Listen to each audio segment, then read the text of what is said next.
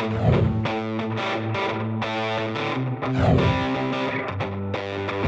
listening to the Cantina Cast, your home for thought-provoking Star Wars talk. Join Albert and Jonesy in breaking down the latest news, trailers, movies, and of course, your favorite characters from a galaxy far, far away.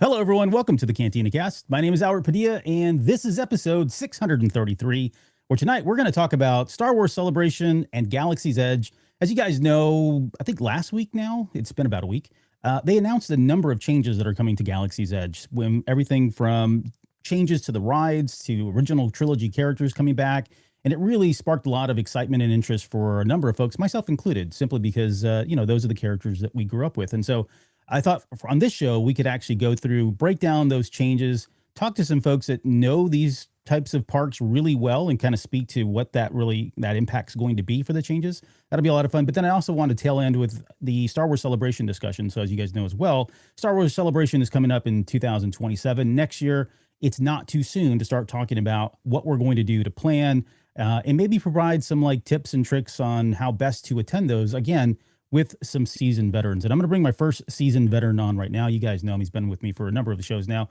Chris, welcome to the show. Welcome back, sir. How are you doing tonight? You're on mute, Chris. Chris, you're on mute. Oh, gosh. I said that I'm doing well. Thanks for having me back. I'm just trying to stay warm here in Texas. Yeah. We're going through Snowmageddon 2026, although it hasn't been bad. But there's been a lot of ice, and schools are closed tomorrow for Monday, and work is still open because it's Texas. But, can't have everything. So, but yeah, I'm with you right there, man. So thanks for being here. Also, new to the show, first time here, Joel. Joel, welcome to the show, sir. How are you doing tonight, sir? Doing well. Thank you for having me. Absolutely, man. And, you're coming from that, what was that location you said? It was a really horrible place. Is it south of San Jose, California. Oh, my gosh, you poor thing. How are things there weather-wise? I mean, it's horrendous. I mean, it's 60 degrees. It Yeah. was sunny out today. Uh-huh. Now, all jokes aside, beautiful day out today. No complaints. Feel for everyone that's going through this winter storm. Hoping everybody can stay safe and stay warm. Yeah, thank you for that. It's very much Hoth-like conditions here right now. So at least for us, I mean, we don't get it very often. And then lastly, you guys hear me say his name every show. And he's with us again for his second appearance. Please welcome Rod. This is Rod Racing onto the show. Rod, welcome, sir. Long time no see, man. How you been? Howdy, I'm doing great. Thanks for having me on again. Yeah, I joked that you were coming live to us from parts unknown, but yeah, Orlando, right? Yeah, I'm in Orlando right now. It's sad about the whole cold front coming through the States. Orlando's probably not going to see too much of it. But thoughts and prayers for everybody who's going to be affected. Yeah, no, that's awesome. Thank you guys for saying all that. So, all right, let me get into all of the thank yous, and then we'll jump right into the show. So I want to say thank you first off to all of our Patreon members, everybody from the lowest tier to the highest tier. Thank you so much for supporting the show and keeping the show running every week, every month. Especially thank you to our now part of the tribe members. So this is Alex, Danny, Dante, Daz. I've got a Brad feeling. Jackson, Jacob, Josh, Mike, Paisley, Reader Reborn, Riss Bayless, Sharkman Dan, Uncle Leon, and our Delusions of Grandeur tier, which is the highest tier. Now this is Rod Racing live again with us here tonight. Thank you, Rob, as well as Steve. And we've also got YouTube memberships. It's $1 if you want to join that. You can chime in here on YouTube and do some stuff. I'm not really sure how all that happens, but nonetheless, we've got a couple of supporters there: Luminara, Katia, Kathy, My Star Wars a Guy. Thank you, Rob, and Nikki. So thanks so much for all of that. If you are interested in Patreon, you can scan the QR code or head out to the Cantina Cast after Patreon. And you can sign up there for as little as $2 for a number of issues. It feels like issues, a number of episodes that go back a number of years as well. Okay, just quickly, again, if you haven't heard, Lauren just did her Low Red Moon book review. This is a non-spoiler review. It's out on YouTube right now. You guys can take a look at that. And then she'll have the full review coming out here in just a couple weeks, as a matter of fact. So great book. Mike Chen, good friend of the show, great guy, great writer. It's a great book, especially if you've played Outlaws, the video game. It's definitely worth picking up, I think. So, okay, let's get into the main topic. We're going to talk about Galaxy's Edge and then Star Wars Celebration as well. But before we do that, I want to get our listeners, viewers, kind of familiar with who you guys are, and wanted to open up with the question of how did you all even meet? Like, I don't know the story. Like, Chris and I met through Austin Fan Force, which is a Star Wars fan group here, of course, in Austin. But then he's like, oh, I've got to bring these two guys on. And one of them just happened to be, he's like, hey, yeah, one of them is like, this is Rod Racing from your show. I was like, what? So I don't know how that all came to be, but someone explained to me where that kicked off at. Well, Joel, since you're the moderator of the location where we all met, I'll let you run with it. Yeah, no problem. Thanks, Chris. So the long and short of it is we all met via Star Wars Celebration. And ahead of Celebration 2019 in Chicago, all of us really started to jump into this new forum, the Star Wars Unofficial Celebration Discord, that just had a couple of hundred people. We were chatting about Celebration. But that's where we really first met, online, as online friends. And then we saw each other at Celebration 19 in passing, oh, you're this person online, you're that person online. Very cool. And that was that. Well, over the next 2 years, really spent a lot of time talking to each other on the Celebration Discord, getting to know each other as online friends.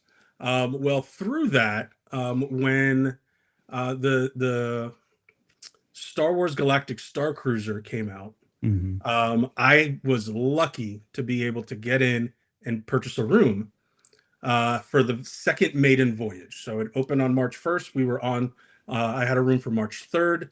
And I put it out to the Discord, hey, I got a room. I got 3 spots. Who's coming with me? And Chris jumped in faster than I could type out the words. So Chris and I got to meet in person again for the Galactic Star Cruiser when it first opened. Then we got to hang out at Celebration again in Anaheim. Rod and I got to hang out not only at Celebration but D23 and a couple of other conventions out and about. And then in just chatter, me and a couple of friends decided to book another trip on the Galactic Star Cruiser. So we booked that for, I think, November of 22. Lo and behold, they announced the closure. Yeah. And me and my travel agent was lucky enough to rebook my trip onto the final voyage. Wow. The very last cruising of it. So once again, I went out to the Discord and said, hey, who's coming with me? And a bunch of people jumped on. Chris and Rod being my boys by then, there was no questions that they were going to go with us. So Chris, Rod, myself, and 7 other of my now closest friends and our closest group went on the Galactic Star Cruiser for the very final voyage. And since then, we now do May the 4th together. Rod and I have been to San Diego Comic-Con, New York Comic-Con together, House of Con, which we'll talk about a little bit, I'm sure, Celebration in London, and then Japan. So yeah, we're a close-knit con group now that all just have a love for Star Wars. That's awesome. And so did you guys do Japan together, all 3 of you, last year? Yep. Wow. Okay, awesome. So we all got to Japan ahead of time and got to spend some time before the convention, and then all 3 days of the convention, which it was more. Okay, wow. So we'll have to do like an after show and get some of the darker secrets and stuff that happened behind the scenes. So stuff that we can't talk about on the show. Yeah, that's awesome. Okay, so so on that topic of Star Wars Celebration and Galaxy's Edge, can you guys maybe, Chris, I'll kick it off with you. Maybe tell me, like, what's special about you for each, both Galaxy's Edge and Star Wars Celebration? What keeps driving you to go to attend these outside of the the familiarity with the people and the friends and that stuff? But is there anything else that's pulling you and driving you to go to those every year? So with Galaxy's Edge, it's been a lifelong dream of mine to actually be able to be in the Star Wars universe, and having that opportunity, it's just something that I can't pass up. Whenever I have an opportunity to go to Galaxy's Edge, whether it's in Orlando or at Disneyland, I always take that opportunity to go. I was actually I went to Galaxy's Edge when it premiered in Disneyland for the first time for the public. The very first day, it was in May. I don't remember the exact day, but it was May 2019. and I was out there for day one, and I knew that was something that I couldn't miss. So it's just the whole immersiveness of the thing. You know, when you, especially at the beginning when it first opened, everyone was gung ho about it, staying in character, staying that, you know, in world. At that point, Smuggler's Run was the only attraction available, and that just completely blew my mind. It still does to this day. So that's the thing. It's just being part of that. It's something that I've dreamed of since I was a kid. Really, it's all nostalgia, but it's nostalgia though that's geared for someone like me, being, you know, in my late 40s now. You know what I mean? And then Celebration. Now, you went to the first celebration ever, right? Let's just, Yes. and you've got the hat to prove it right now with you. Well, I have to dig it out, but yes, Okay. I was at the very first celebration in Denver, Colorado, in April of 1999, which is now dubbed Star Wars Woodstock because it was cold, it was rainy. They had it at a air museum or like a airplane war museum out there. It's called I think it was Wings Over the Rockies. That's what it was called. So they had, like, if you would call, like, their expo or their, like, vendor floor in the actual building, but all of the quote unquote event halls where they had like panels and whatnot, they were intense on outside. Yeah. So it was like 40-degree weather, constant rain, constant mud, hence why it's called Star Wars Woodstock. Yeah. But you know, you mentioned that, you know, what attracts me to keep going every year other than, you know, than the people. And really, you know, I'm a content guy, so I want to be there to see the content. I want to know, hey, what's coming out. I want to be the first one to lay eyes on, like, the new trailer. I want to be the one to lay, you know, my eyes on exclusive like sizzle reels that that you're not supposed to see outside of Celebration. But really, it's being with my people. You know what I'm saying? That's why I love going to Celebration.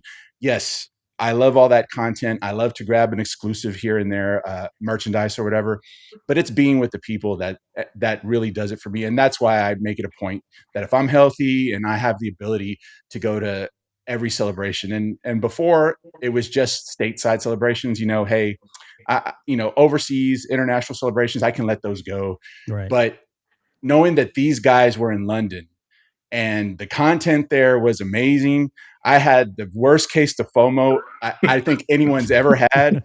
So from now on, I don't care. It could be on Mars. I'm going to Star Wars Celebration. I don't care. So that's going to be my mantra moving forward. Yeah, and I'm with you 100%. It's probably the same reason for all of us. But you know, I went to my first celebration in 2019. We were lucky to be on the podcast stage, and so I met a number of people that supported the show, listened to the show, met some folks that, you know, do other shows, some of the other creators. And as much as I loved the content and the atmosphere and everything else, it really was about the relationships and meeting those folks, the connections.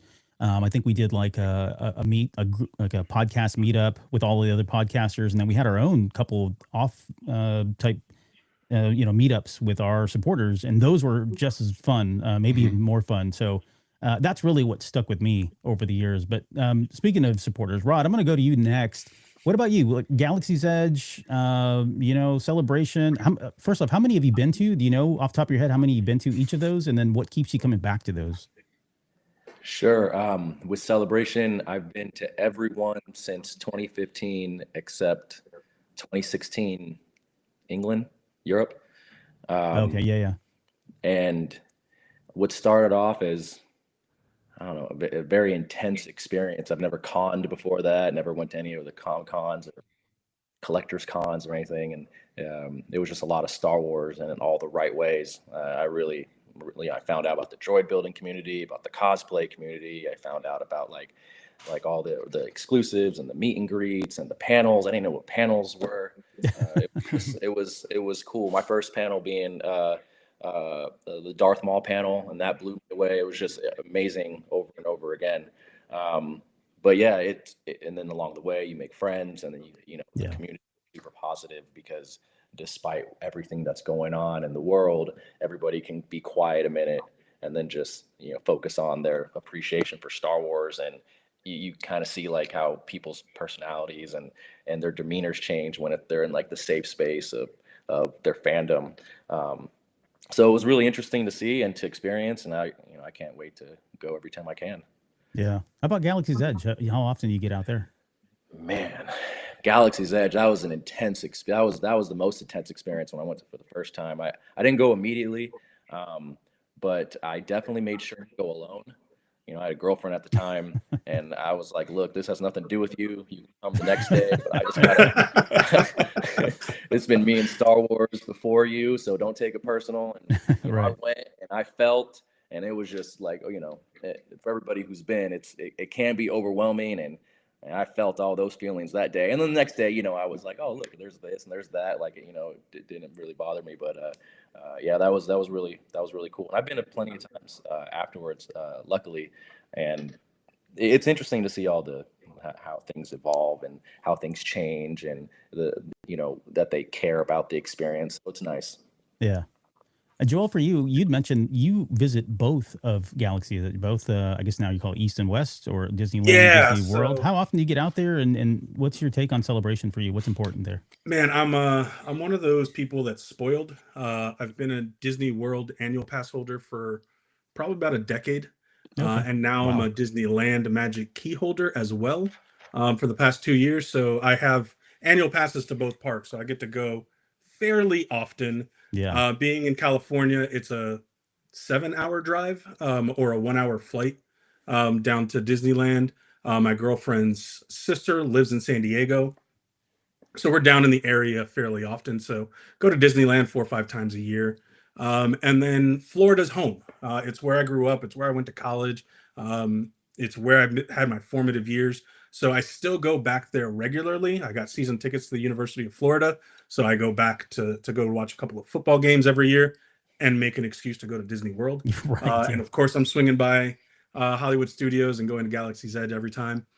So I probably go to Galaxy's Edge East, 5, 6 times a year. Wow. So Wow. definitely blessed, definitely spoiled, 100% a Disney adult on that. But that being said, about the annual pass holder in Disney World, my first experience with Galaxy's Edge actually goes back to when it was announced, both at Celebration and at the D23 Expo. Mm. So it was super excited, not only about the land, but the rides and all of that. And at the D23 Expo in 2019, before the park, at the D23 Expo in 2017, before the parks opened, they actually had little maquettes of the entire Galaxy's Edge. Oh, wow. So got to go up and look by there and take my camera and zoom it in by the tunnel and kind of see what you would be able to see. And sure enough, in 2019 for the pass holder preview at Disney World, that's the exact experience I had. Walking through that tunnel that took you from Muppets Land into Galaxy's Edge, and all of a sudden you're in Star Wars. Yeah. Transport. You got Rise right over to your left. You're staring at an A-wing right in front of you, and then off the corner of my eye is a full-size X-wing. And I'm a huge X-wing fan. I have been since the 90s, since the Star Wars X-wing books.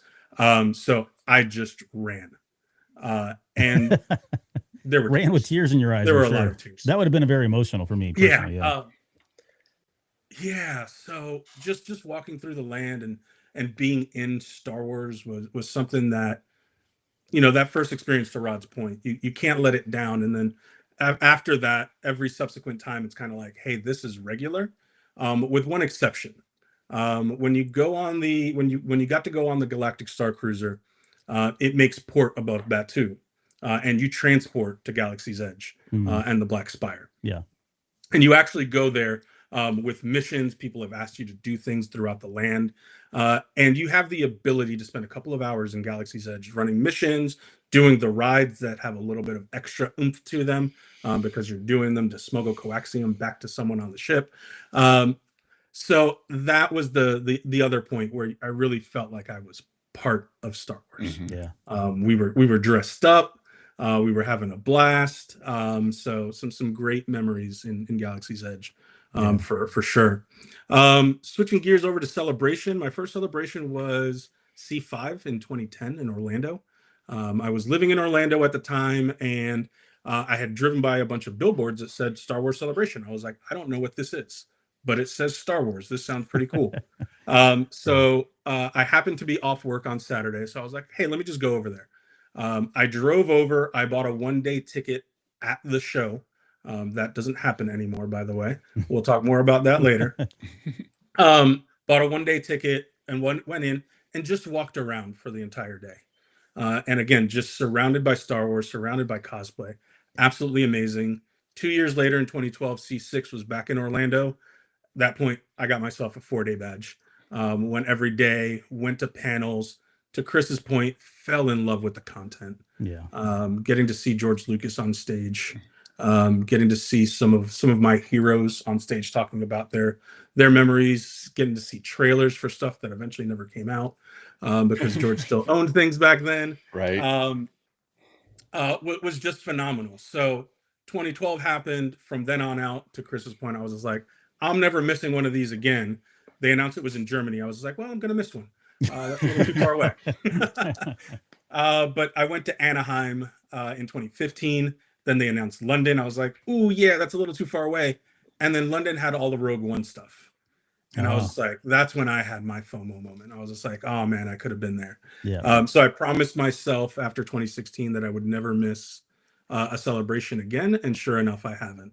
Yeah. So 17, 19, 20, the con that never happened, 22, and then went out to London and then out to Japan, and have loved every single one of them. My favorite is the content. All of my favorite moments at Celebration is sitting at the Celebration stage watching, the first trailer for Force Awakens, getting to watch. I get a little emotional, but getting to watch George come out and celebrate Carrie Fisher, the picture that Chris and I both have, in 2017, celebrate her life and see her daughter come out and say the monologue, and then turn to John Williams conducting the Orlando Philharmonic to Star Wars music. Like you can't beat that. You can't create those moments. So, each celebration has had a moment kind of like that.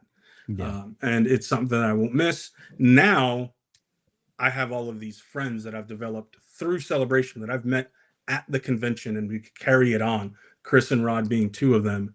And we keep that going. And I look forward to seeing these friends that I only get to see at Celebration, to the point where now I'm actually hosting a party at Celebration in LA. Oh, wow. So as Chris mentioned earlier, I'm a moderator on the Star Wars Celebration Discord. Fun plug, discord.gg/Star Wars Celebration. It's the unofficial Star Wars Celebration Discord, but we got 3,500 people on there. And for Celebration LA, we've decided we're going to go big. So we've already announced on the Discord that the Wednesday before Celebration, we're hosting a party at Scum and Villainy in LA. So the Cantina. So we're going to be hosting a huge party there. Looking forward to it. Bringing everybody in, and these two guys, I'm sure will be there. And Albert, you're more than welcome to join us as well. Thank you. Yeah, I will be there. I'm not sure if I'm going. I'll probably put in for panel or for podcast stage again. We've been there twice. We've had 2 shows on podcast stage, so we'll see. It depends on topics and how things are going, but I'll be there regardless. So I do appreciate the invite. I will definitely take you guys up on that. It's going to be insane.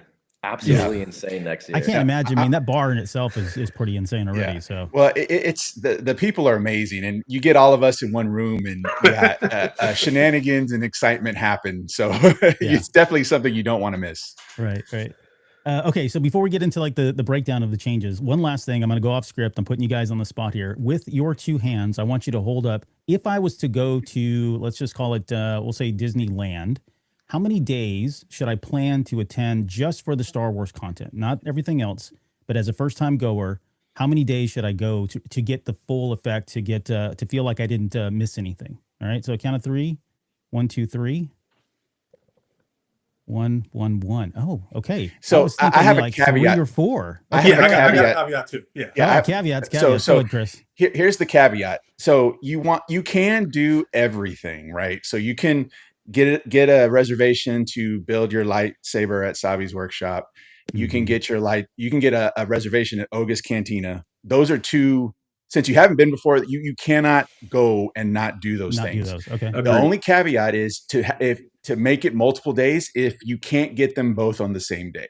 You know what I'm saying? So if you got one on one day and then you were able to get it the next day, but not on the same day, then make it a 2-day thing. I think, there are other fun things to do. Like, you can also go and build your droid and stuff. But for me, those are the two, other than the attractions, those are the two things you cannot miss, especially Savi's. Now, I'm emotional, right? And I can tell you that when I did Savi's that first day, I was a mess.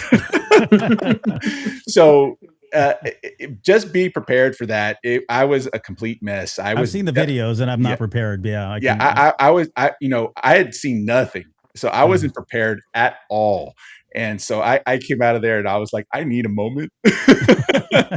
But that would be my one caveat, is that if you weren't able to get a reservation for both on the same day, then come back and do it another day. Okay. You have to do both of those when you're out there, especially since you haven't been before.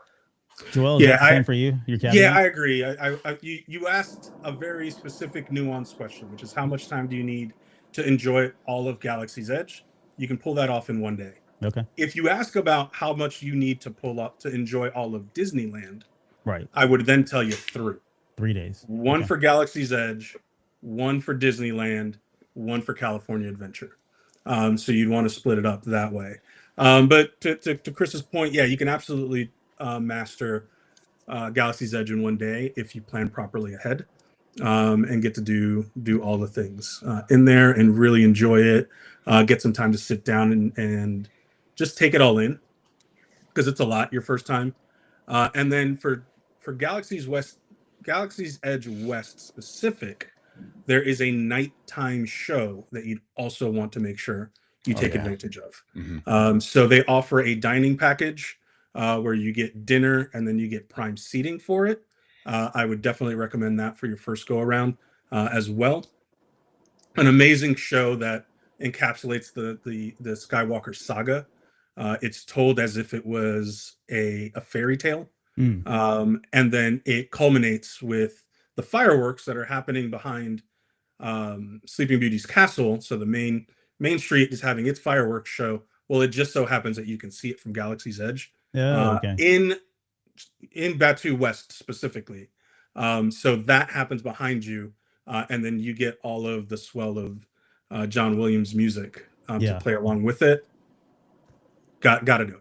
Okay, no, that's great, man. I'm gonna have to hit you guys up after the show for all these pointers and stuff. So, it's something I've never been. I think I've mentioned this. I've told Chris this before. I've never been to Galaxy's Edge, either location. Nothing I've not wanted to do. I just haven't really had the time. And now with the changes coming up, I'm torn because I'm thinking, should I go before the changes come into effect so I can kind of do a before and after type of thing, right? Or should I just wait for the original trilogy and pray that they'll bring back all of the sequel trilogy stuff? I don't know what to do there. I feel like I'm just absolutely torn, but the FOMO is killing me. So I may end up going before April 29th when those changes go into effect. Yeah, Albert, I'll tell you this. You can do it at any point because it's going to take 2 trips to see the before and after. If you don't make it before the changes happen, you can always go to Galaxy's Edge East and see what it looks like today, because that's not changing yet. So you'll be able to see what everything felt like, or what we've been experiencing for the past 5.5 years. Yeah, good point. Okay, well, let's get into their first time. Everybody remembers their first time. Yeah, I've heard that too. And we are talking about Galaxy's Edge here. So, all right, so let's get into the summary of changes. So I'm going to run through these changes. I'm going to kind of pick you guys to kind of give some feedback on how you feel about the changes, good or bad. I'm sure everything's going to be good here. Everybody here, original trilogy fan? I'm pretty sure we all are. Yeah. Okay, cool. All right. So for anybody that's been sleeping under a rock over the last week, these new changes are coming in April 29th, 2026. So this year, just a couple months away. The first one that I've got here is we've got Darth Vader and the Imperial Stormtroopers are going to be roaming around, and they're supposed to be in search of Luke Skywalker, who will be in the park as well. But Rod, I know you haven't had a chance to chime in on this one just yet, but let me ask you, are you more of a rebel scum kind of person, or are you more of the imp side of things? Where do you land on that? Long live the Empire, baby. Okay, so this is probably something you're looking forward to. I mean, who's not ready to see Darth Vader at Galaxy's Edge, right? In the iconic form that he's in. But How do you, when you saw this, I guess that we've got Darth Vader, we've got Imperial Stormtroopers, they're going to be walking around, they're going to be present. They've on the StarWars.com website, they actually have some pictures that you can see of what those characters are going to look like in their costumes. But how does this one sit for you? Are you excited about this one, or is there maybe something else on the list that you're more excited about? Let me tell you something. When that VR came out with the Vader game in VR, Vader Immortal, yeah, right, and there was a scene where you're like strapped to a table, and Vader came and all 9 feet tall or whatever he was, and he's just looking at you, breathing. That scared me. And I was like, man, I know it's not real, but this is real. So, if there's little kids crying when they see Vader come by, I won't be shocked. Right. Yeah. We'll see how immersive it gets, but I think that'll be pretty cool to witness. Yeah. And on that note, so this does place it. I think this is going to stick it somewhere after A New Hope and maybe around the time of Empire Strikes Back. I don't know how exactly where they'll firm the timeline on that, but given the fact that we've got Vader in search of Luke Skywalker, we know it's after A New Hope, right? On top of that, some of the costume designs are kind of teasing that this will be in that same type of era. And then there's one other thing that's kind of tied to that is that in some of the pictures that they showed Vader and the Stormtrooper standing in front of that TIE Echelon, which is, Kylo's ship that we have as part of the sequel trilogy experience. And what they're saying now is that this was actually him kind of collecting old cars, right? He had a vintage TIE Echelon just sitting there. And so I'm assuming they're going to probably clean it up a little bit, make it look like it just, rolled off the lot, if you will. But because we are going to be dating and going back a number of years, that'll be still be there, but maybe we'll get a paint job and overhaul on it. So I don't know. You are, do you have pictures of yourself in front of that TIE Echelon with whoever's, I think is it Kylo Ren that's usually posing there? Yeah, absolutely. Yeah. Chris? Sorry, No. Joel, you're going to say something too. Yeah, Joel, go ahead. No. I was going to say, I got plenty of pictures over on Batuu East. Right in front of the TIE Echelon is actually where the docking bay from the Galactic Star Cruiser comes out, which is now where we have all of our meetups after the fact. Oh, okay. So we spent a lot of time in that area. Super excited for Vader and OG Stormtroopers. Yeah. I mean, we all grew up on them, better than, in my mind, probably in most of our minds, those OG Stormtroopers better than those First Order Stormtroopers any day of the week. Yeah. Vader, much more menacing, in my opinion, than Kylo.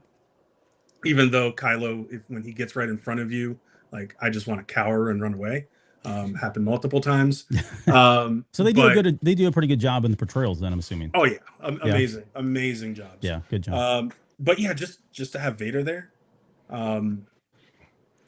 can't say enough. Too excited. Yep. Chris, on the other one of the other ones here, we talked about Leia earlier. I know she has a special heart in all of our special place in our hearts, right, for all the fans. But Han Solo and Leia, they're going to have that look that's similar to what we see in The Empire Strikes Back. She's got it sounds like they actually mentioned Battlefront 2. So if you've played Battlefront 2, she's in that kind of Hoth gear with her braids kind of pinned up, similar to what we saw in Empire Strikes Back.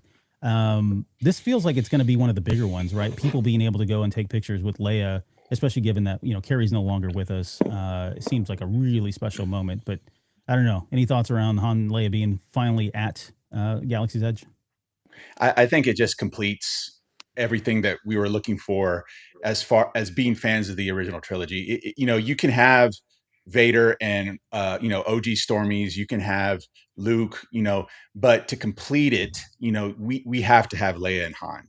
And that's just the cherry on top there, having Leia and Han. They have to be there if they're having the other characters. That's just the way I feel about it. As far as like the change, I wasn't one to say, okay, you know what, it needs to change to an OT theme, immersive type thing.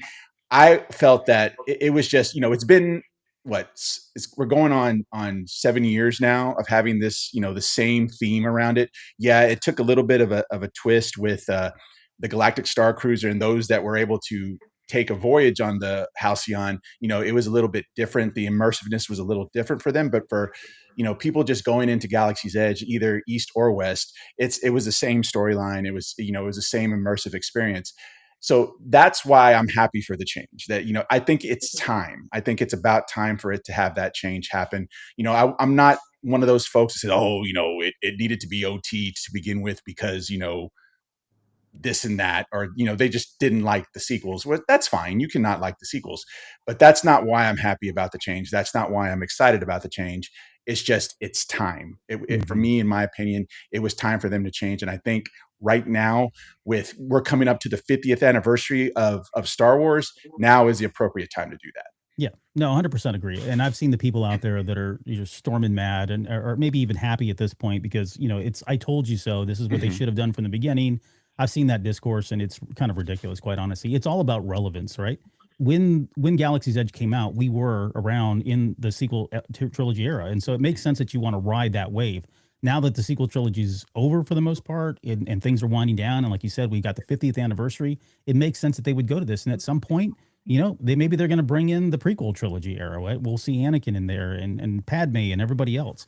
And that was always the beauty of it, to be able to kind of change all that. I don't think there was any driving factor. I don't think it's any of the changes at the executive level that are kind of pushing all of this. It just makes sense and it's relevant for to do that, especially after we've got the 50th anniversary coming. It makes absolute sense that we would do that.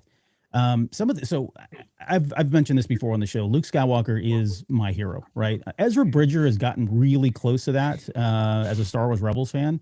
But Luke has always been my favorite as a kid. I grew up, wanted to be him, played it as him whenever I could. I named my first kid after Luke in the Bible. Just kidding. It was Luke in Star Wars. But so he's really important. So I'm like, this is the one character that I know that I'm going to get emotional seeing. I mean, I cried in when he showed up in The Mandalorian. So I can't imagine me being, a couple of feet away or standing next to him for a portrait of some sort. I mean, it just feels like it's just going to be a complete emotional meltdown for me. But this is the one character that I'm most excited about. No hints as to what costume he's going to be wearing, right? If you think about Empire Strikes Back, for me, the more iconic costume is I'd love to see him in those fatigues that he's got when he's on Hoth. I know I made that's a little, or not when he's on Hoth, but maybe when he shows up in Cloud City, right? He's got that kind of that gray, that brown vest thing that he's got going on, or short tunic type thing.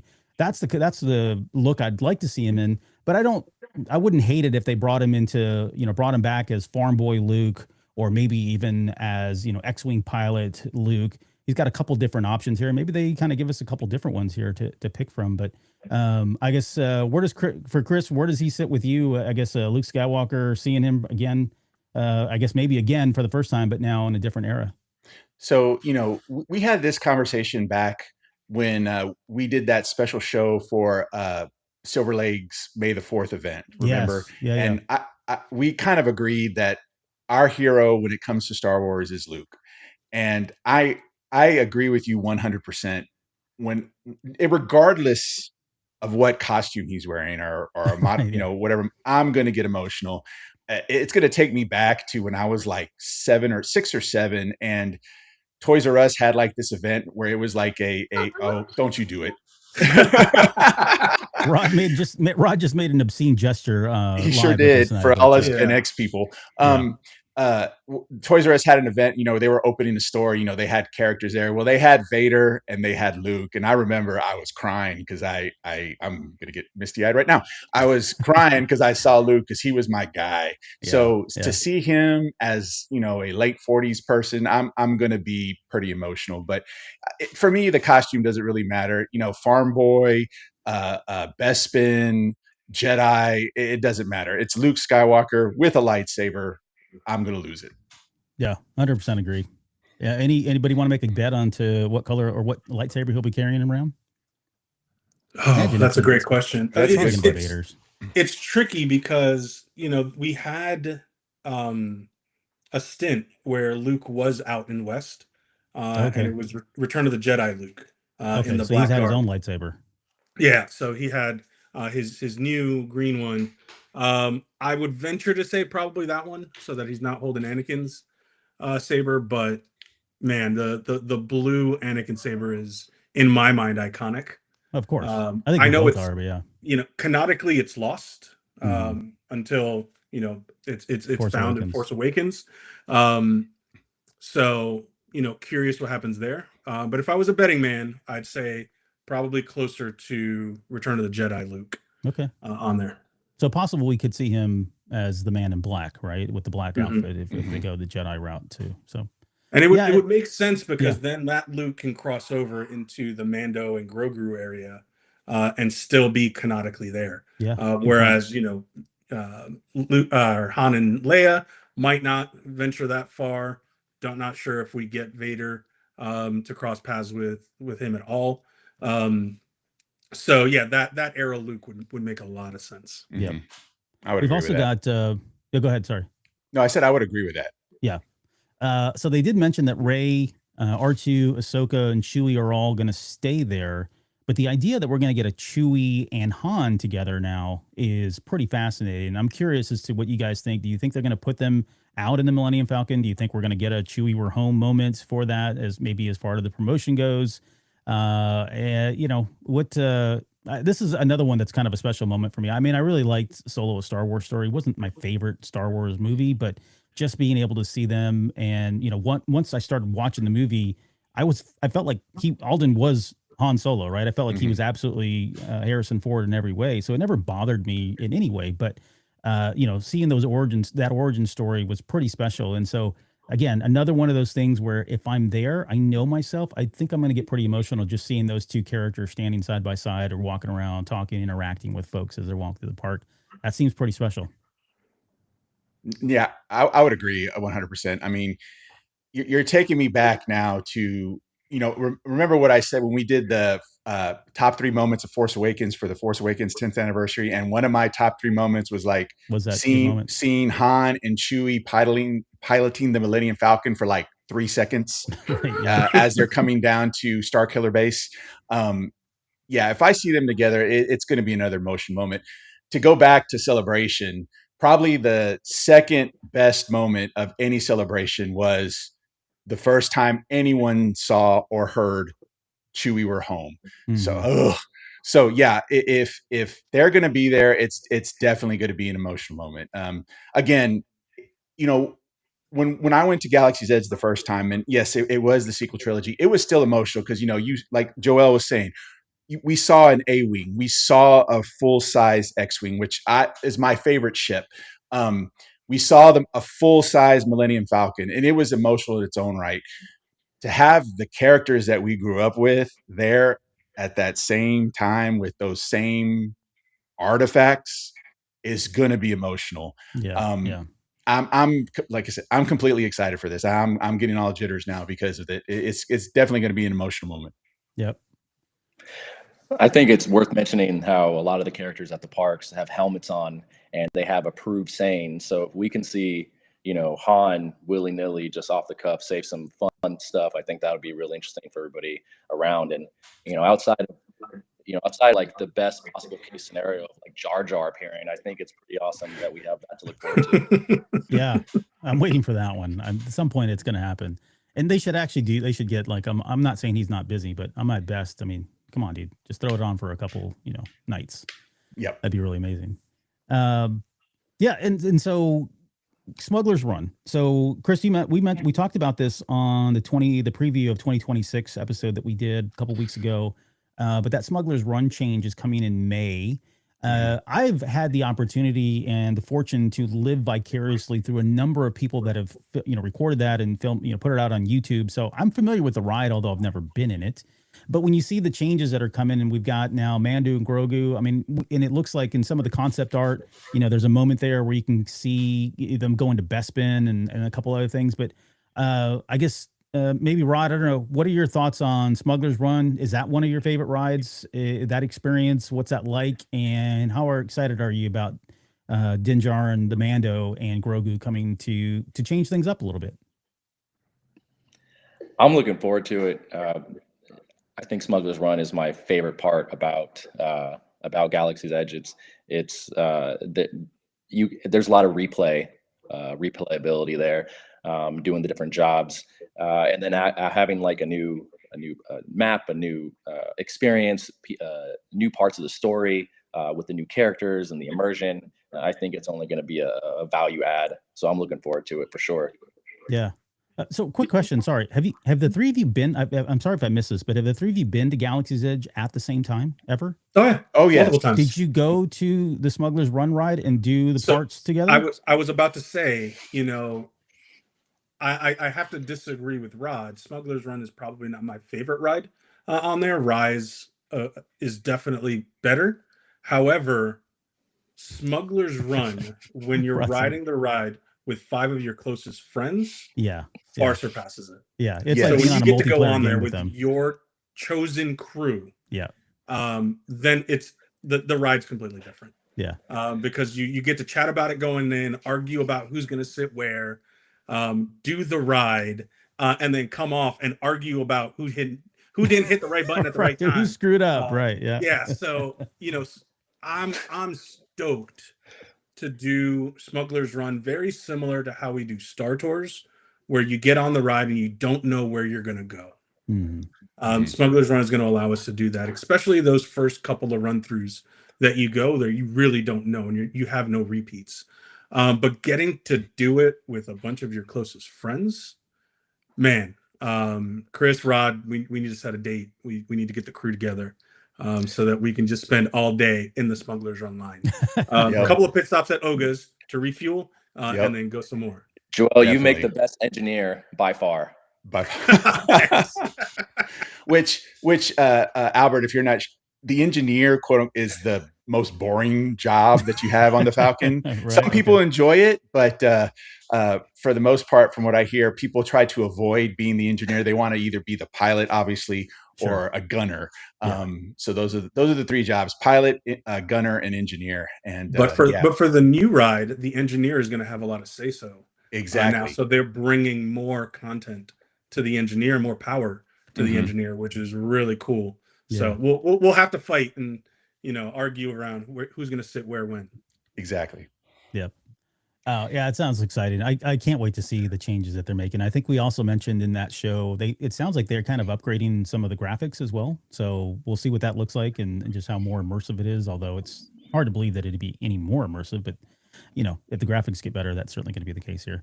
A couple quick things here. So the First Order cargo was, I guess, Black Spire Surplus. That's the new name since we're moving out of that era. They said it's going to be sort of a military shop, and they gave this kind of background story about how there was 2 clone troopers, and after the war, one went to go help with the rebels, one went to go help with the Empire, and then eventually they both retired and they came back. Is that all part of the story today? Is that part of the canon story that's told, or is that created for the changes that they're making with the Black Spire Surplus? Do you guys know? So I'm not familiar with a backstory to that outpost. I think that now they're coming up with backstories to try to explain, like what they did with the TIE Echelon. Mhm. The whole story about it being a classic ship, that it actually was an Empire era ship. I think they're just coming up with these backstories to make sense for the immersion part of it, Okay. and that could be what they're doing for the outpost there. All right, so it sounds like they created the story so that they could sell both, because it's going to have both Rebel and Imperial merchandise inside of it, and so I think that's how they were trying to get around. Like, why would you have a place that has both? Oh, wait a minute, we've got 2 clone troopers who just happened to be friends, and they went their different paths, and then came back and decided to open up a store, and yada yada yada. So I think that probably makes more sense. But so that's what's going to be sold there. I guess both Rebel and Imperial gear are being sold. Paint jobs for Ondar's Den of Antiques. Savi's workshop is getting some paint job, and the Droid Depot is going to be updated as well. That'll all reflect that time era. And again, I don't know what you guys tell me. Have they put those 3? If you think about the aesthetics of all 3 of those buildings, are they more of that kind of weathered and like dirty look that we get from like a lot of the Rebel stuff in the original trilogy? Or are they more kind of polished, or either in the sequel trilogy, or maybe something that you would expect maybe in the prequel trilogy? Joel, go ahead and answer, because you've been there a whole lot more Yeah, than I have. Yeah. so back to and Black Spire Outpost is on a remote planet out in the Outer Rim. Mm-hmm. So definitely that more weathered look. Think of kind of Tatooine and Mos Eisley, Mos Espa type look. Very weathered, very lived in. It's been there for a long time. Mhm. And I don't think that's going to change by rewinding it back 30 years and Right. putting it back in the time of the original trilogy. Because even then it was still looking that way back Yeah. then. It would be kind of cool. I'm not saying you guys need to do this, but if you do, let me know. It'd be nice to have somebody chronicle and take pictures of all of the changes. Like, I mean, everything down from the finest details of like what it looked before, what was changed before and after. That would be something that'd be super interesting to me just because, I don't know, that's the stuff that I dig. But I'm sure they'll have some of the higher stuff, but I have a feeling they're going to make these little touches here and there, little changes here and there that, aren't really big, but certainly add to the atmosphere and to the experience in a lot of ways. I know that in Thrawn Alliances, they go back and forth with at Batu from the prequel era until the present time. So there may be some folks out there who will dive deep and probably reread that to see if there's any of those changes. I can't remember too much off the top of my head, but I know it was very descriptive. So maybe those be some subtle shout outs there. That would be cool if they snuck in some kind of like Chiss type, aesthetic or influence in some way because of that. That would be Albert, really it would be more than cool. It would be amazing if they did that. Yeah. If we can just welcome the Chiss. Yeah, I'd be all about that life. Thrawn is my Thrawn is my hero on there. There is actually a shout out to Thrawn Alliances in Oga's Cantina. There's a blaster bolt inside of there, and the way the story goes is that's the blaster bolt from the battle that happened inside of that cantina during that book. yeah. I've heard that before. I've never seen the blaster bolt, but how does that come about? Is like, are you walking through and someone's giving you like a tour, or is there like a plaque that shows you like, hey, this is what's, or it's just there and you know it all from, the like, stuff tribal there, knowledge? all the stuff that references content outside of the park itself, it's all Easter eggs. You have to really look for it. If you know it's supposed to be there, you have to look for it. It's Okay. I don't think anyone will actually point out to you, oh, this is happened at this time, and then you reference a book or a comic or even another TV show about that particular reference. It's all Easter eggs. You have to look for them yourselves and find them yourselves. Yeah. So there's like a 5-comic run for Galaxy's Edge, I know, and then there's also a Black Spire book, and then there's Thrawn Alliances, and I may be missing, but there's a few different pieces of literature out there that describe some of the aesthetics. Yeah. I'll have to take a look at that. Okay. And then the last thing that I had as far as changes go, and arguably this could be one of the biggest ones, and this is the reintroduction or introduction, if you will, of the John Williams score, music that's being curated from the first 6 films being plugged into this. And they said first 6 films, so we may get prequel stuff here, and that's kind of interesting that we would. I'm kind of rooting for Across the Stars. Hopefully we get that in there, but John Williams' music, so iconic. I loved everything that was done for the sequel trilogy that he did, but there's just so many tunes and licks that come out of that original trilogy soundtrack that I'm super excited to hear and really build upon the atmosphere in ways that haven't been built before, given that these themes are so iconic. They mentioned that Oga's was going to have the Cantina Band music playing inside there. That seems like a kind of a given, right on the nose. But I guess when you think about John Williams' music, you think about the original trilogy, you think about the prequel trilogy, what are some of the songs that come to mind and how would you plug them in? Like, I was trying to figure out like, oh, this would be really cool if they played this song because I love it, but I don't know enough about the park to think where would they even slot that in? Does it make sense to have it? Is there anything that's exciting you about it? Do you see any like potential here to have certain songs played at certain times or within certain locations in the park going forward? Yeah, imagine the Disney Imagineers are just incredible about how they can make all of this happen. So my initial thought is Leia's theme when Leia comes walking into an area or something like that. Yeah. I'll just fall over to what we mentioned before with that. But same with the Jedi theme coming out when Luke's walking around, or any number of things. I think about the original, not only the original fanfare playing every once in a while, maybe quietly in the background, but if they have a way to get Duel of the Fates into there, I'd just absolutely lose it. as well as the Celebration Parade March at the end of the Phantom Menace, when when everybody wins and whatnot, having that play just randomly throughout the area. Any one of those songs to what you're saying, Albert, would just floor any one of us. Yeah. Because I all of think, that music is so iconic and it brings up Mhm. so many emotions inside all of us. yeah, Throne Room is another one. That final award ceremony. I don't know where they would stick that, but I'm like, you have to have that somewhere in there. Somewhere. Yep. Yeah. Any of Yeah. the songs from like Jabba's Palace or the Cantina Band, any of their songs, those feel like they have to be in there.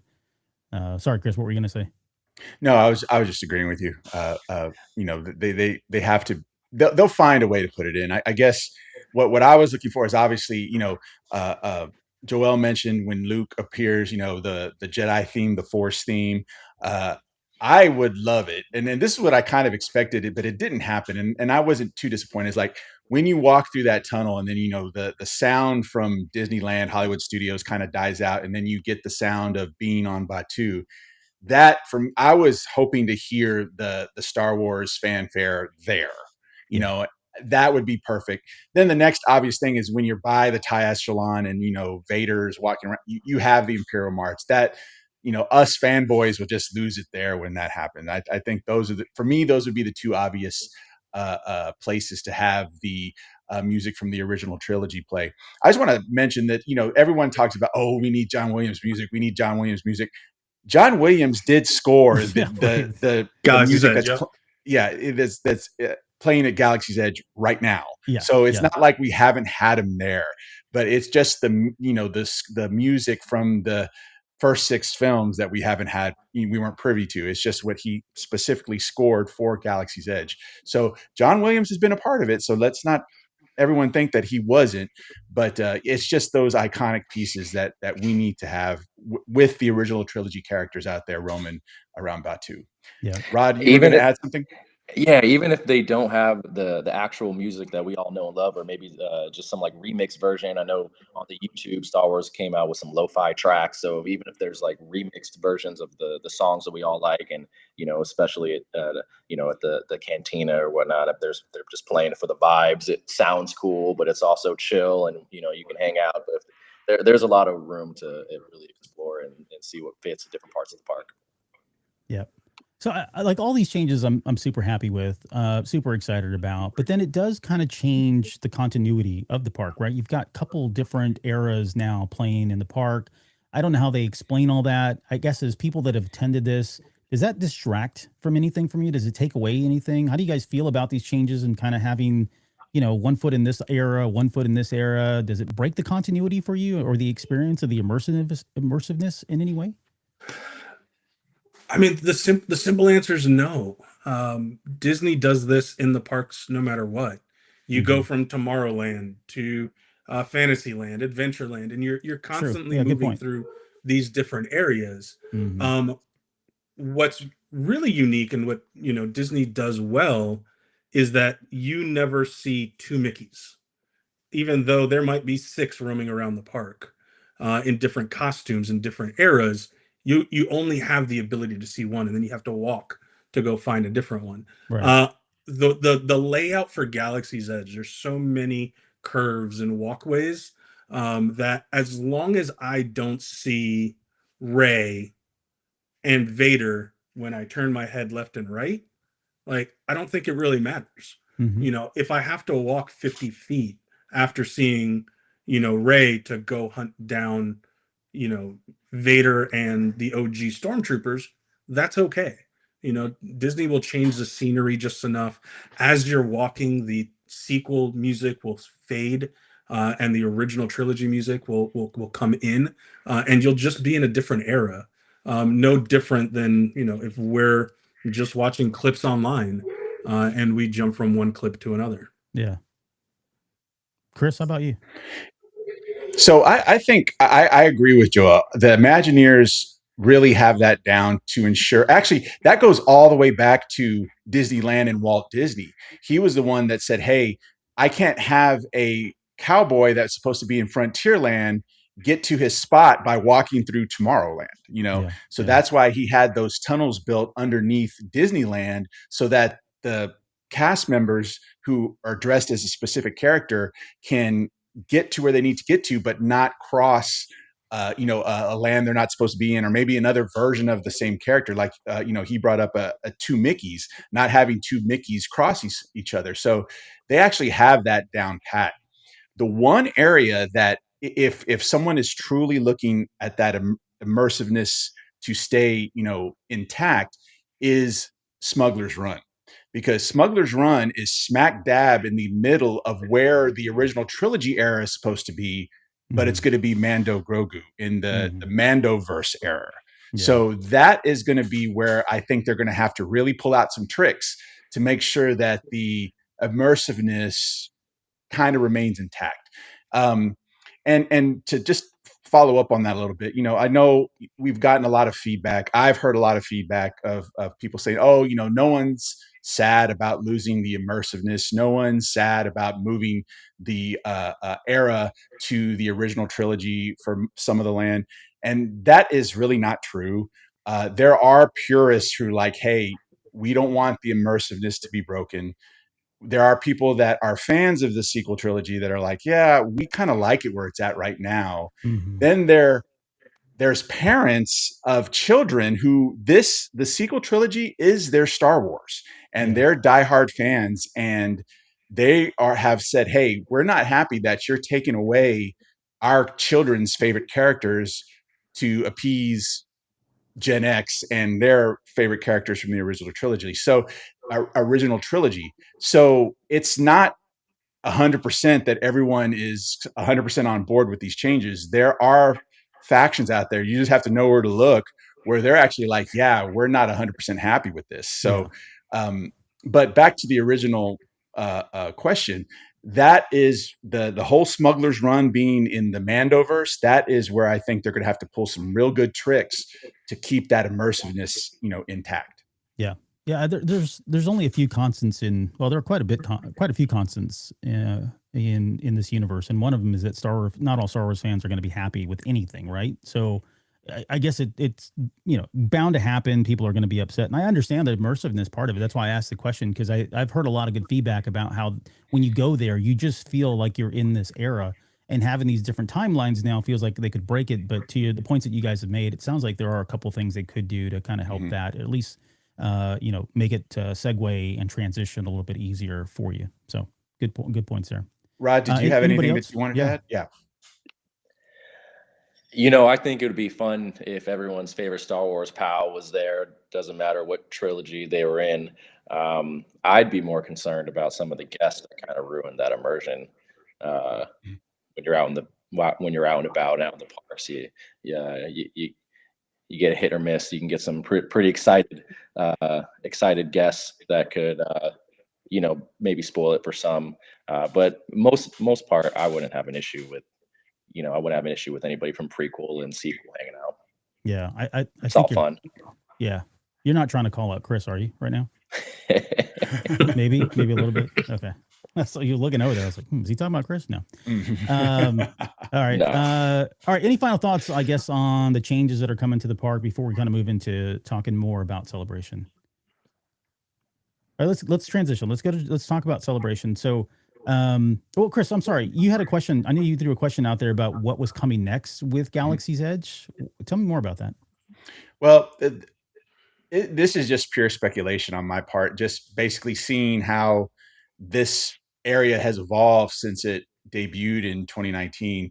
Like in my mind, I think the next logical thing would be to kind of turn things to one era or another.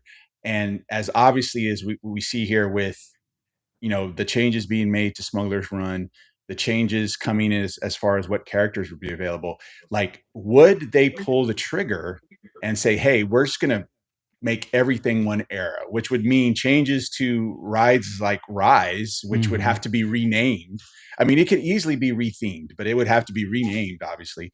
And then, like Rod was saying, hey, are they going to like refinish, some of the areas of Batuu to make them look a little bit less worn, like they do now, living in the sequel timeline? That's really my question is that are they going to pull that trigger, or are we going to live in an era of Galaxy's Edge where we're going to have part of the park be in the sequel timeline and then the other part of the park be in the original trilogy timeline, with an attraction being part of another timeline? You know, would someone, or another theory is, hey, once Dave Filoni gets his sea legs on being co-president of Lucasfilm, will he come in and say, I want it to be the prequel timeline? Because we all know Filoni is a prequel fanboy. His Star Wars, even though he's Gen X like us, his Star Wars is the prequel trilogy. So will he come down and try to, influence those that run the Disney parks to say, hey, we've done sequel trilogy era, we've done the original trilogy era, it's time for the prequels? So, that's just all speculation on my part. But I guess Joel's and Joel can speak, and then Rod, what do you think is coming up next for Galaxy's Edge in terms of potential changes? I think it's all going to come down to the money. As much as we'd like to think that Dave and anyone over at Lucasfilm has any kind of guidance on that, at the end of the day, it's what's bringing people to the parks, Right. What's getting them into the land, staying in the land, buying merch, coming back, spending more, and doing all of that. And when you look at the two parks, there is a big dichotomy between the two. When you look at Disneyland, you have a lot more repeat customers. You have a lot more local folk that are making their way over to Disneyland. When you look at Disney World, it's a destination. People are coming in from all over the world. People are every day coming there for the very first time. So it's relatively easy to keep the park filled at Disney World and not make any changes. Mm-hmm. Whereas over in Disneyland, if you pay close attention, they're constantly changing the parks, Mm-hmm. constantly changing the theming when you get to Halloween, when you get to Christmas, to entice those local customers to come back. So it's no surprise to me that all of these changes are coming to West first. And they're my guess about what's next is they're going to see what outcome it has. When this thing opens, it's going to be like gangbusters. Everyone's going to be there. It's going to be packed. It's going to be busy nonstop. Let's wait until that tail, see where that rides off to. If it stays consistent, you better believe that that's coming over to the east side, because it's going to just drive traffic. Mm-hmm. If it has a very short run and then they go back to where they are now, I don't know how much of that makes its way over to east, where they really don't need to shake the tree as much. In terms of the future, I think as we stay in the realm of where we're at, between early prequel to the very end of the sequel trilogy, I think Galaxy's Edge can handle all of that. I think that the Smuggler's Run area is very easy to retheme. This hour or these couple of hours, it's very original trilogy. Come this afternoon, it's going to be very sequel, and we're going to have some sequel characters out there. I think it's very easy to do hot swaps like that, just by a matter of what music you play and what characters show up. Yeah. And the guests are going to love it.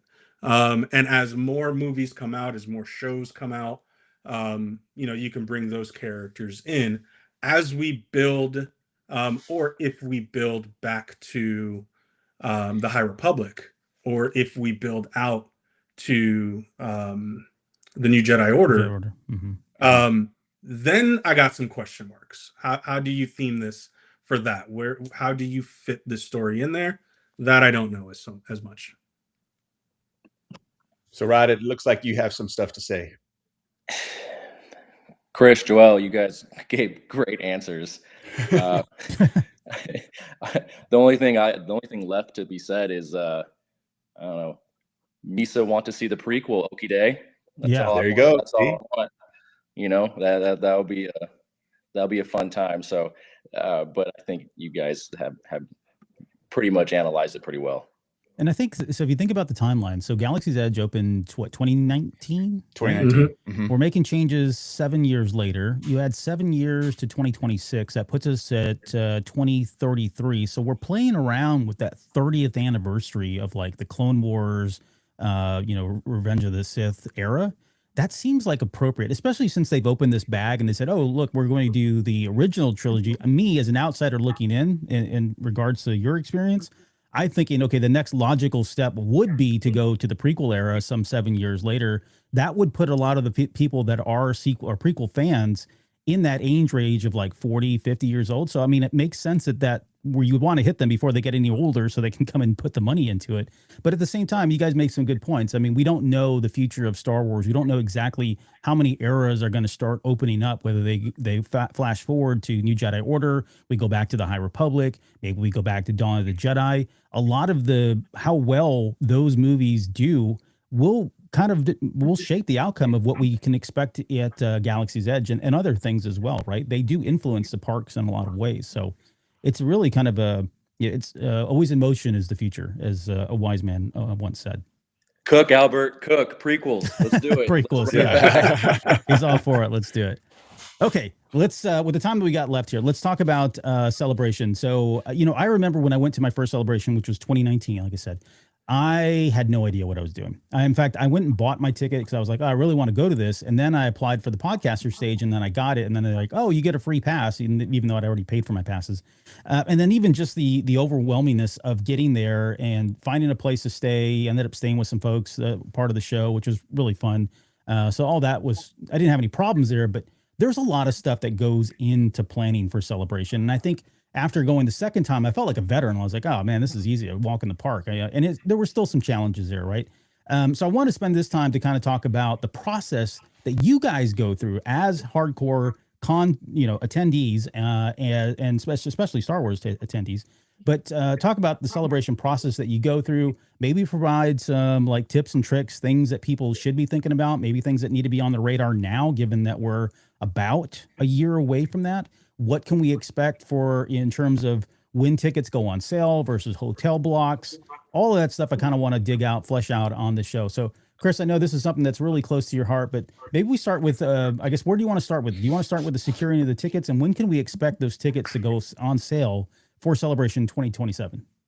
So normally tickets go on sale, at least for the last 3 or 4 celebrations.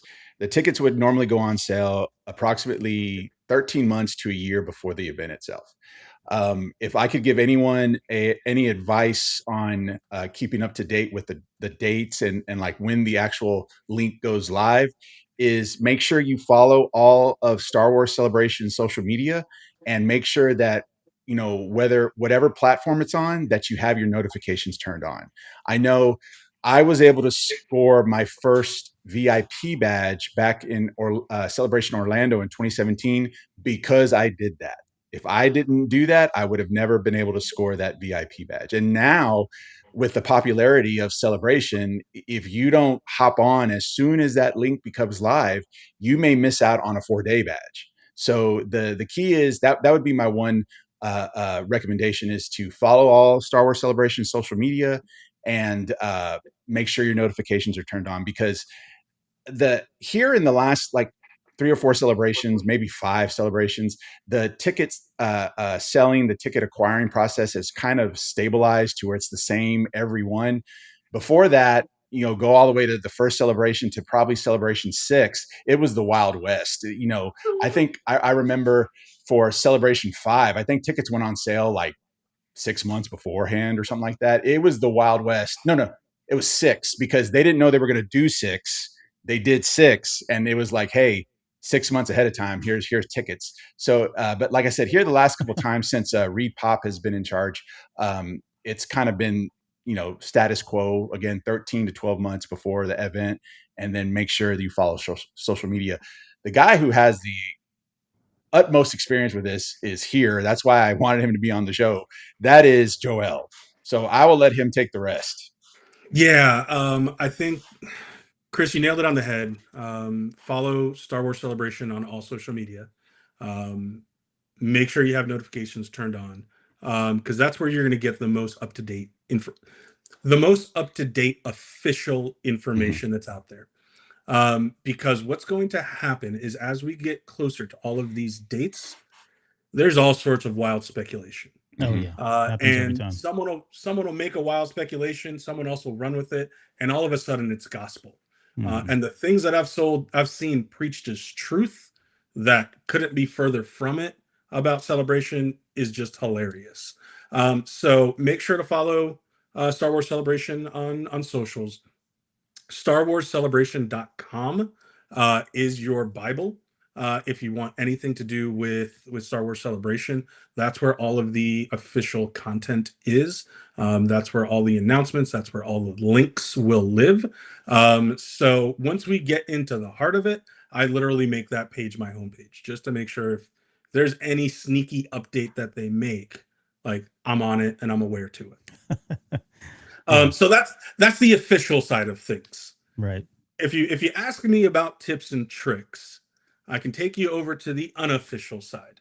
Oh, we're And I going to the mentioned, dark side here, right? Yeah, yeah, the I mentioned it underground, earlier. underground, the Coruscant. But Yeah, go ahead. you know, in 2019 for Chicago, um, I would probably say it's the first celebration that I went to that I knew I wanted more out of the content that I didn't know. I had Mhm. already been to Celebration 5 in 2010, Celebration 6 in 2012, Anaheim in 2015, and Orlando in 2017. But all of those, I went in blind. I went in and kind of just flew by the seat of my pants. I knew that I needed to show up the night before to camp out to make panels, so I did Mhm. that. But I really didn't have any, foresight to look ahead. Everything was just kind of in the moment as we went. Yeah. So for Chicago, I knew that I wanted more. I wanted to better maximize my experience. And I happened to find the Celebration Discord. And in there, people were chatting about all the things. Some of them were some of the same things that I wanted to take advantage of, like panels and exclusives and pins. And others were hardcore into art and signatures and autographs. And we kind of created our own little mini communities where we all helped each other out. And as time went on, I eventually became a moderator of the Celebration Discord, and we've grown from about 500 people back in the time of 2019 for Chicago to now we have over 3,500 people in the Discord, and we're constantly chatting about everything Celebration. So the moment any one of the 35 of us, any 3,500 of us, find out about something official and communicate it out, we send out announcement blasts in Discord.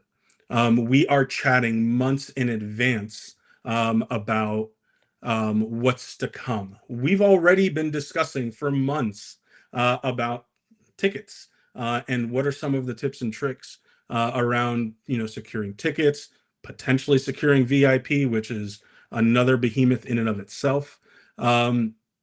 But to Chris's point, and I have the details in front of me, tickets generally go on sale between 9 and 12 months before celebrations. So Okay. we're coming up to those dates very quickly in April, where we'll be 12 months out. So anytime in April, May, June, we're probably going to get a 3 to 4 week notice Right. of ticket sales, and you need to be ready to pounce. Mhm. By the time they announce tickets, that's not the time to start figuring out what you want to do and how many people are going to go and how much you're willing to spend. Like, now is the time to do that. I've been giving recommendations to people that want to seek out VIP for them and their families to start building up their credit, to make sure they have credit cards that have the available balance, that they call the credit card provider and let them know, this is how much I want to spend, that you have the available credit balance available, and all these other things that people just kind of forget about Yeah. Yeah. in the moment. And then as we get closer, we kind of give these mini seminars on what to expect. We give our Discord members kind of a walkthrough of what the ticket process normally is, and best practices for what they're going to want to do. And then that extends out to everything else. Once tickets go on sale, we're full speed ahead for the remainder of that year as we lead up to Celebration, with stuff going on every single day. Us keeping an eye on everything we could possibly look for, from tickets to exclusives to art, to autographs, you name it, we're all over it. Yeah. And don't forget hotels, because trying to Ah, snag a hotel out of that hotel block is an experience in itself. And I can say that I'm probably a part of every online community, whether no matter the platform, what it has to do with celebration, whether it's on Facebook or Instagram. I can say that the Discord, the unofficial Star Wars Celebration Discord, is the place to get the information first, regardless of any other platform, any other online group. Yeah. If anyone's listening to me today, this Discord is the place to get that information first. So anyone who has any qualms, newcomers, if you've been to a couple of celebrations, join the Discord. Joel will probably mention the link again before we sign off for the night. But yes, that's the place to get that information. I know there are lots of other groups out there, and those groups do have good, valuable information. But if you want to get the news when it comes out as breaking news, the Discord is the place you want to be. Okay, and I'll make sure to include a link to that in the show notes for anybody that's listening. We'll throw it in the notes for YouTube as well. If you're watching this either live or post live recording, we'll include that as well. I guess one thing. Go ahead, Albert. Well, no, I was going to say my experience just quickly on purchasing tickets is frustrating. Like, I've been fortunate that I didn't have to buy my tickets after the podcast application was approved. But again, in both situations, and even including Japan, I did buy my tickets. Now, I didn't go to Japan because I had some other things that came up, so I had to back out of that. But I went through. I tried to get VIP for all three of those, and that was the one of the most frustrating experiences of my entire life, because it wasn't so much like I felt like I was competing with, and I don't know if there's truth here, but it felt like I was competing with like bots and scripts. You get the point. At least two of the experiences that I had the tickets. It said I had them. I got to the very end. I was trying to pay with my credit card, and it just kept failing and failing and failing. Like 5 minutes goes by, 10 minutes goes by, and I'm thinking, there's no way in hell that I've got these tickets in my cart. Although it shows it's still in my cart, right?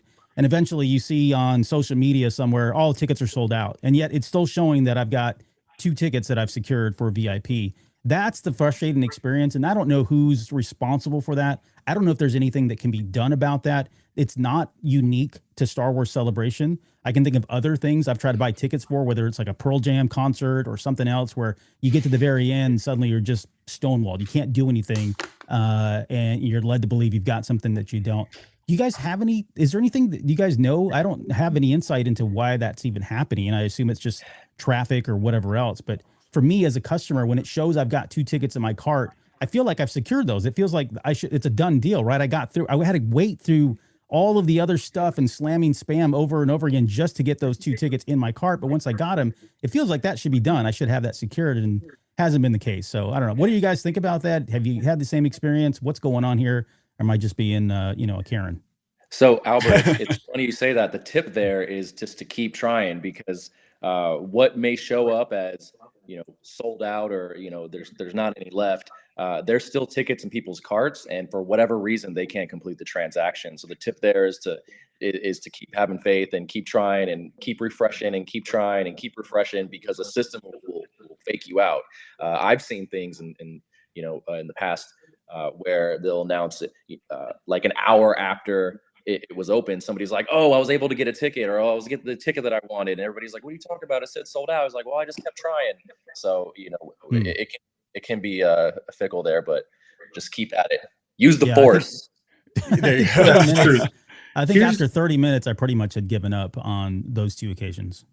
Yeah, here's my trick of my tip of all tips when it comes to VIP. Expect not to get it. Mm-hmm. And that's just the truth. And right. I say there's so little that are made, right? Yeah. There's less than 1% of all tickets are VIP. And if you think about single day tickets and all of that, it's abysmal. It's a decimal point at that point. VIP will make it into carts within the first couple of seconds of things going live. And the thing there is to keep in mind that the way that the system now works is that we will all enter a waiting room. That waiting room will open, 30 to 60 minutes before tickets go on sale. Yep. We're all sitting in that room. The moment that ReadPop or Show clicks, or whoever clicks the button, I don't know who does, the moment that they click that button to say go, we all get randomized. And that's when we see that little green walking man. That's when we see the countdown of where we're at. So keep in mind, if you see that green man and you're not popping into the queue right away, someone else probably is. Yeah. And it's not a guarantee that that person wants to buy VIP. That's not guaranteed. So Right. there's still a chance. But within that first minute, enough people are let in that people are going to go in and grab VIP. The sad reality is that there are some bad actors that are going to go in there. They have no intention of going. They're just grabbing this commodity because they know that they're going to be able to flip it and make some money. Mm-hmm. I don't know that there's much that we can do about that. Yeah. There are others that realistically go in and they have full intention of going with them, their wife, and another couple, and they buy 4 VIPs, and then the other couple gets pregnant and can't go anymore, and all of a sudden those get posted. Now, if I have the option of posting it at face value or know that someone's willing to pay twice as much, we can go we can have an entire podcast about all that. So I don't want to go down that rabbit hole. But the truth is they're going to sell out quick. So my tip to everyone that I talk to on the Discord is know and understand what you want and what your fallback is. If it's VIP or done, cool. Totally understand. I can tell you for Japan, for me, it was VIP or I wasn't going. I wasn't spending thousands to fly across the world if I didn't get to be a VIP. Yeah. I got lucky. Mm-hmm. And I'll give you some additional tips specifically for VIPs here in a second. But for other cons, it's like, cool, if I get VIP, great. If I don't, it doesn't mean I'm not going to go. I'm going to immediately grab my 4-day ticket and I'm going to get in and I'm going to check out. To Chris's point, those are going to sell out too. Yeah. And they're going to sell out. They sell out faster and faster every year. Mhm. Now, what I can tell everyone is that if you follow, all the socials and you're aware of when things are going to happen, if you follow the Discord and we tell you when to pop in and be ready, the chances of you getting a 4-day pass or being able to buy 4 individual passes and enjoy the entirety of Star Wars Celebration is nearly 100%. We can take care of you from that standpoint, because you're going to be in early enough to grab what you need. Right. The only people that, haven't gotten what they need is because they didn't show up when they were supposed to. Yeah. They weren't ready and prepared. So that's my biggest tip. If you want VIP, expect not to get it. If you jump into the queue, you get in and a VIP ticket is available, put it in your cart. Do not pass go. Do not collect anything else. Don't look at the merch. Go to checkout. Get yourself in and out of there. Mhm. Make sure you have a credit card ready to go.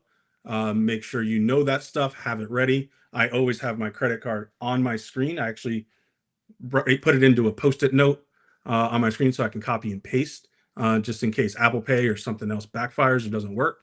I have all of that ready so that I can check out and get out with VIP. I made that And then I'll exact go back. mistake. Yeah, I made that exact mistake in 2019. I had VIP, and then I was like, oh, let me go look for shirts now. Let me go look for something else, thinking I was secure, right? That I had it, and I should. And so when Japan came around, I went straight to VIP, and that's the recent experience that I had. I had it in my cart. I had 2 in my cart, and it just never. I was never able to finalize that. Yeah, transaction. what ends up happening with those last couple is, let's say there's 200 VIPs. There's a little bit more of that. There's a lot of speculation as to what the exact number is, but let's say there's 200. The first 100 check out really easy. The next 50 check out really easy. When you get to those last 10 or 15, there's probably 30 people trying to get those same 15 badges. So you might have gotten 2 in your cart, but as you added it to your cart, one of them sold. So there's only actually 1 ticket available for you to buy, which is why I let you see that and then air it out. Yeah. Which just happens. So if you go in and you go after 4 and it says no, go down to 2, go down to 1, see what you can get your hands on. Yeah. All of that being said, some additional tricks of the trade when it comes to buying or trying for VIP. Let me get a pen. Hold on. Yeah. Write No, this I'm down. just kidding. Good. Or join the Discord. We'll tell you the same thing. Right. So the first is to maximize your opportunity. So if you have a computer, a phone, an iPad or a tablet, your wife's phone, your kid's tablet, whatever device you have, log in. So this have is like a them Zerg already rush. You're pulled. trying to hit it. It's a numbers game. Yeah, it becomes a numbers game. You know, Rod and Chris will attest to this. Every time we come up to buying any tickets, I talk about building my command center. You know, in front of me right now, I got 3 computers. I got my phone, I got a tablet, and then if this comes up, I grab my girlfriend's phone, my girlfriend's tablet, my girlfriend's phone. I have all of them up and running and going. You got to And get the as soon numbers as up. things go live, it's which green walking man is furthest along. That's the one that's in my hand. And all of them are ready for me to rock and roll with my credit card information, with my login information saved. So I save an extra second on that, all of that fun jazz. So that's tip number 1, you know, take advantage of the devices. Tip number 2, specifically for VIP, is if you have friends that are going with you on VIP, then you go into it as a group. So if I have my 6 or 7 devices, but Chris is going to be a VIP with me, Chris has his 6 or 7 devices. Rod has his 6 or 7 devices. Another buddy of ours has 6 or 7. I did that for you, Rod. So, you know, all of a sudden, for me and 3 of my friends who, if I got in and I bought 4 tickets, this is who it's for, we go from 6 devices to 24 devices that are all trying. So my numbers game just got a little bit better. And I can tell you that my friend group for Celebration, we're probably 15, 20 strong, that are all fighting for each other. So we'll all go in, we'll get what we can, and then divvy it out. And that's exactly what happened for Japan. You know, there was 12 of us trying, and you know, 3 or 4 of us were able to buy VIPs, pick up the 4, and then once the dust settled, it was like, all right, who got them and who are they going to? And you know, Chris, Rod can attest. I actually have the Japan spreadsheet of who bought the VIP ticket and which person it's allotted to. And when we got to Japan and picked them all up, like this was just a herd, and we handed out divvied amounts. So working with the group again just increases your numbers for your ability to potentially secure a VIP. Right. But go in expecting to fail. And if you just get a 4-day pass, you're still going to have just as much fun. Right. Absolutely. Like the 4-day pass is totally worth it. I mean, the VIP seems nice, and I got questions. Probably we don't need to cover them on this show, but I have questions as to how many or why there's so little few printed when there's such a high demand. But you know, I'm not. And I want to say this too. I really had a good experience both times with ReedPop. I'm not sure, you know, what everybody else's experience is. For both times that we were on the podcast stage, the way they take care of the people that are presenting and doing that stuff was just top notch. It was white glove service, everything from the communication to when we got there, the way we were treated, the rooms that we were sent to. I mean, it was all class. I really had a great experience with ReedPop, and there's no feedback here against them and however that ticketing system goes, but it does suck. I'll just say that. So I want to make that clear.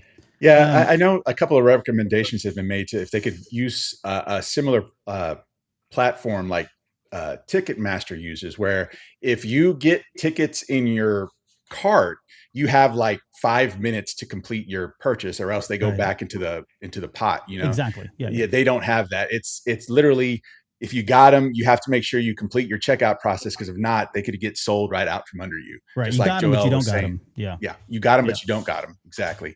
I don't know why they don't adopt something like that, but I mean, it's just the way it is with them. And it's the same with the hotel block as well. You know, there are going to be locations, obviously, if you have the means, you want to try to stay as close to the convention center as possible, because you know it's you have sore feet. You want to be able to just go to your hotel room, take a load off for a couple minutes before you're back at it. It's a lot easier to do that if you could just walk outside, maybe walk 50 yards into your hotel room, versus having to take like a bus or a train back to the hotel that's about like 2-3 miles away. Yeah. So it's the same thing. You know, having a buying group to try to score the hotel you guys want to have is definitely something that I would recommend, so that you can make sure that you're staying where you want to stay. Maybe you want to stay, you don't care about being that close to the convention center. You want to save a little bit of money, so you're going to stay 2-3 miles away. Okay, make sure you have a group for that, because the hotel block rooms will sell out. So it's imperative that you have a group for that as well. All right. So You I'm want to walking stay away as from close as possible. You What'd want you to say? stay Of course you do. close. You want to stay as close as possible to the hotel, even if that means like booking a year out if the hotel allows you, or 9 months, even if it means putting the calendar recommendations to say like, oh, they might be open, refresh and try. It saves a load on your back and of just trying to maneuver, because it's those convention days, you're so caught up in wanting to do all the things, and it wears you down, and having the hotel close by is definitely worth it. Yep, good tip. All right. Well, I'm leaving this conversation with 2 takeaways. Number 1, I need to make more friends. 2, I need to join the Discord server, which I think I was a part of before Japan, and then I popped out of it because I just look right now, it's not in there anymore. So I'll have to rejoin. But if you take nothing away from preparing for Celebration, do those 2 things, because it sounds like that'll probably and maybe number 3, have a lot of devices, invest in more tech so that you have more chances of getting some of those tickets. So I know we're way over on time, so I do apologize first off to you guys here, and then to anybody else that's watching and listening. But I do want to just kind of end on this note here. I want you guys, maybe Rod, if you could kick us off here. What do you guys have coming up this year as far as cons go? I know we've talked about Celebration, Galaxy's Edge, but is there anything else that you've got on your list for this year? Anything that you're excited about going to from a convention perspective? My next is San Diego Comic-Con in July. Yeah, that's a big one. It is a big one. Yeah, I have become a con goer. I love them. If I can make it out to one, I absolutely will. Not exactly a con, but next weekend I'm heading down to Disneyland for Run Disney, series of races down there. So 5K, a 10K, a half marathon. San Diego Comic-Con, going with Rod. Again, Chris will be joining us and a couple of other of our other friends. Right after San Diego Comic-Con, I got D23 Expo in Anaheim. One of my favorite cons, probably second only to Celebration. So looking forward to that. Planning to go back to New York Comic-Con again this year. And then the very next weekend, the 3 of us got HouseCon, which is a small boutique convention specific to the Star Wars Galactic Star Cruiser. And that fan community after it closed down. So this is the 3rd and potentially final in the trilogy. So we're all looking forward to that one as well. Tickets for that one go on sale next Saturday. So you said it's called HouseCon? HouseCon, yeah. HouseCon. What? Oh, for Halcyon. Yeah, For the Halcyon. Oh, Yep. Gotcha. Okay. Yeah, that makes absolute sense. Yep. I'm like, what are you guys doing with houses? No, Halcyon. Gotcha. All right. Chris, what about you? What do you got coming up?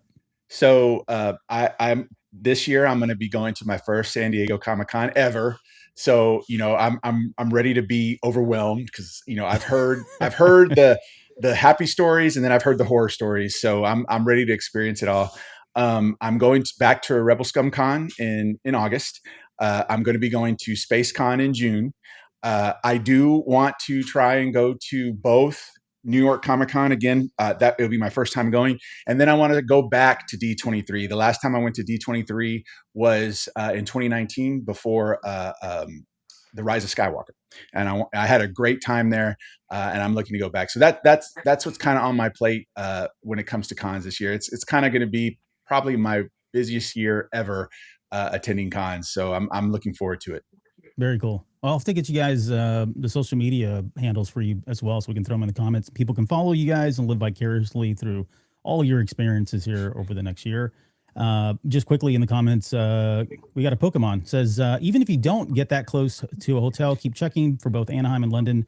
I got next door hotels a week before the cons before I snagged the cancellation. That's a good point. You shouldn't just give up even after Right. they've quote sold out, because people do cancel and things change quite a bit. All right. Yeah, the Pokemon is our guy Ian.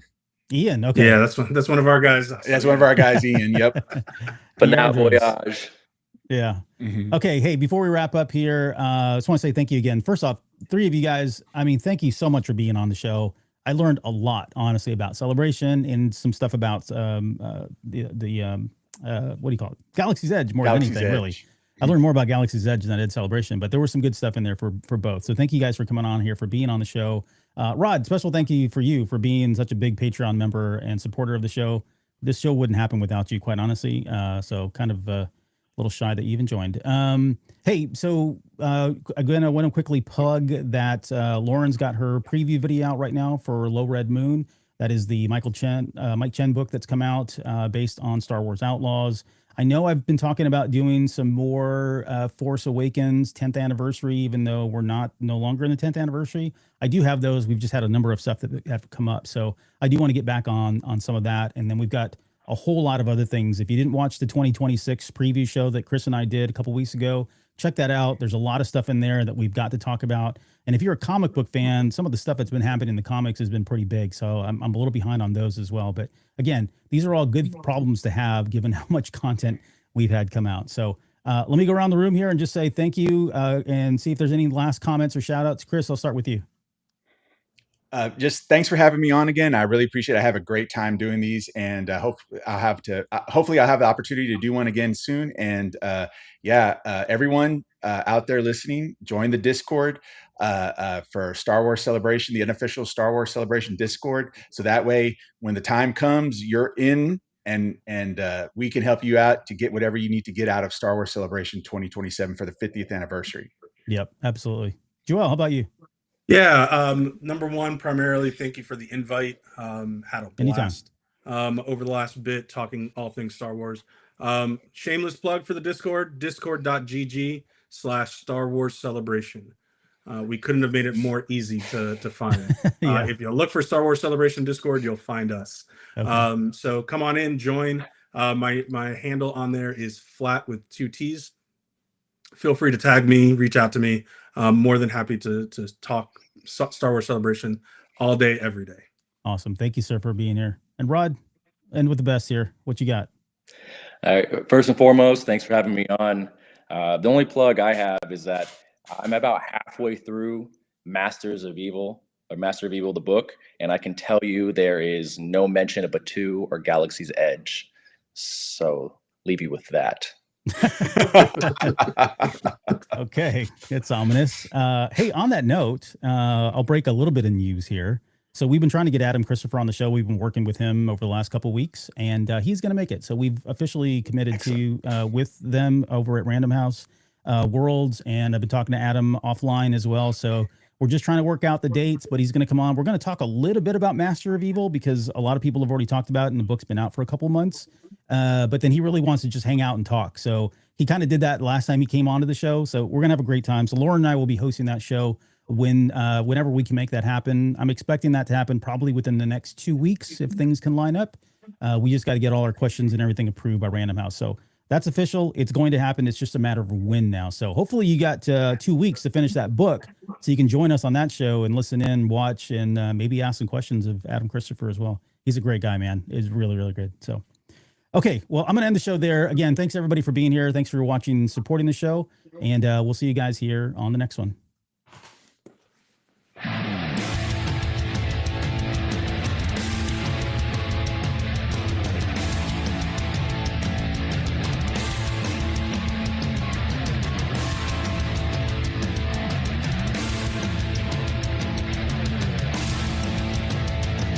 You're still listening? Wow, that's amazing. Well, I'm here to give you the disclaimer.